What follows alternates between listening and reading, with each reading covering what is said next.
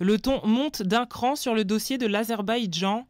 Ce mardi 28 janvier, le député Nicolas Mesdorf s'est tourné vers l'Europe pour condamner les ingérences de Bakou en Nouvelle-Calédonie. Ces ingérences, confirmées par des rapports officiels, ont notamment pris la forme de soutien à des mouvements indépendantistes, de diffusion de désinformation et d'organisation de congrès visant à saper l'intégrité de la République française. Dernier événement en date qui a enflé la polémique, l'organisation du premier sommet du Front international de décolonisation les 23 et 24 janvier dernier sur le sol calédonien en marge du congrès du FLNKS. La participation en visioconférence d'Abbas Abazorf, directeur du groupe du Bakou Initiative Group, n'est pas passée et l'événement est jugé inadmissible selon Génération NC, qualifié de faute éthique du côté de Calédonie Ensemble, tous deux dénonçant des ingérences à répétition.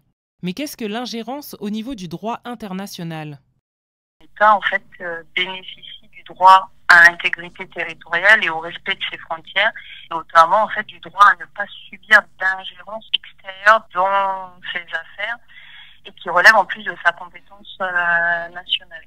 Sachant que la Nouvelle-Calédonie, même si elle est une collectivité sui generis, c'est quand même aussi un sujet avec une répartition des compétences avec la loi organique qui prévoit un pouvoir au président du gouvernement dans la gestion en fait des relations internationales, et derrière on est censé aussi avoir un contrôle politique et juridique qui nécessite forcément une concertation entre les services de l'État et ceux du gouvernement.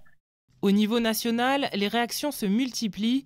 Le ministre des Outre-mer, Manuel Valls, dans un entretien accordé au quotidien Ouest France le 25 janvier dernier, parle d'une ingérence qu'il juge inacceptable. Ce régime à visage découvert et sans le moindre scrupule s'attaque à notre intégrité et à nos principes fondamentaux. J'appelle les élus et les forces politiques à condamner ces agissements et à refuser toute complaisance avec le régime de Bakou.